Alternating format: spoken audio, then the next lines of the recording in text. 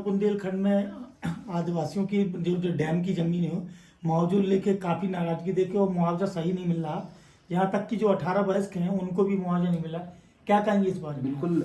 मध्य प्रदेश में भारतीय जनता पार्टी के इस कुशासन में आदिवासियों की जमीन छीनने का इसने काम किया है। और बुंदेलखंड में जितने भी बांध परियोजनाएं हैं, चाहे रुंज बांध हो, चाहे केन बेतवा लिंक परियोजना हो, चाहे पवई बहुउद्देशीय सिंचाई परियोजना हो, इसमें बड़े पैमाने पर आदिवासी गांवों को स्थापित किया जा रहा है। कम से कम 100 से ज़्यादा आदिवासी गांवों को बुंदेलखंड में भारतीय जनता पार्टी की सरकार विस्थापित कर रही है। और इन आदिवासियों को न तो सरकार उचित मुआवजा दे रही, न जमीन के बदले जमीन दे रही, ना ही आज जो 18 साल बच्चे हो गए उनको भी किसी भी प्रकार का मुआवजा नहीं दे रही है। तो मध्य प्रदेश की भारतीय जनता पार्टी की सरकार बड़े पैमाने पर पूरे प्रदेश में कम से कम 400 से 500 आदिवासी गांवों को विस्थापित करके आदिवासियों की कब्र खोद के विकसित भारत बनाना चाहती है। आदिवासियों का सर्वनाश करके ये सरकार प्रदेश का विकास और देश का विकास करना चाहती है। मैं मध्य प्रदेश सरकार और केंद्र सरकार से मांग करता हूं कि आदिवासियों का विस्थापन, गांवों का विस्थापन किसी भी कीमत पर नहीं होना चाहिए। और जिन गांवों को विस्थापन की प्रक्रिया पूरी कर ली है और जिन परिवारों को मुआवजा नहीं दिया, जिन परिवारों में 18 साल की उम्र के आज के दिनांक तक बच्चे हो गए उनको मुआवजा नहीं दिया, उस पर भी सरकार नए सिरे से मंथन करे और इन आदिवासी गांवों को किसी भी कीमत पर इनके साथ अन्याय नहीं करे, इनके साथ न्याय करे। और ये बात मैं आपके माध्यम से, आपके चैनल के माध्यम से मध्य प्रदेश सरकार, मध्य प्रदेश के हमारे आदरणीय राज्यपाल महोदय मंगूभाई पटेल जी और देश की महामहिम राष्ट्रपति आदरणीय द्रौपदी मुर्मू जी से भी कहना चाहता हूँ कि आप लोगों की इस लोकतांत्रिक व्यवस्था में इस देश के आदिवासियों को उजाड़ा जा रहा है, आपको इस पे चिंतन मंथन करना चाहिए। और पन्ना जिले में बुंदेलखंड के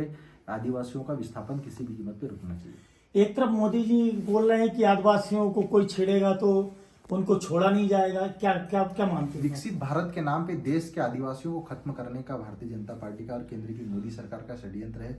आज पन्ना जिले में और पूरे बुंदेलखंड में देख सकते हैं कि 100 से ज़्यादा आदिवासी गांवों को बड़ी ही बर्बरता से हटाया जा रहा है। इनको जल जंगल जमीन से बेदखल किया जा रहा है। और निश्चित ही ये कहीं न कहीं केंद्र की मोदी सरकार और मध्य प्रदेश की भारतीय जनता पार्टी की तानाशाही सरकार का एक रवैया है। मध्य प्रदेश में सिर्फ पन्ना और बुंदेलखंड की बात नहीं है। मध्य प्रदेश के महाकौशल में बड़े पैमाने पर बांध परियोजनाओं के नाम पर आदिवासियों को उजाड़ा जा रहा है। मध्य प्रदेश के भोपाल के आसपास स्थित रातापानी टाइगर रिजर्व के नाम पर आदिवासियों को उजाड़ा जा रहा है। 100 से ज़्यादा आदिवासी गाँव को उजाड़ा जा रहा है। और श्योपुर जिले में जो कुनोट टाइगर, वहाँ पे भी कई आदिवासी गांवों को सरकार उजाड़ रही है। तो भारतीय जनता पार्टी की सरकार आदिवासी गांवों को खदेड़ने का, उजाड़ने का काम कर रही है। मैं पूरे प्रदेश और देश के आदिवासियों से यही कहना चाहता हूं कि जाग कर संघर्ष करने का समय है। मिलकर अपने हक और अधिकार की आवाज़ उठाए। बाबा साहब अम्बेडकर ने संविधान में हमें बहुत अधिकार दिया।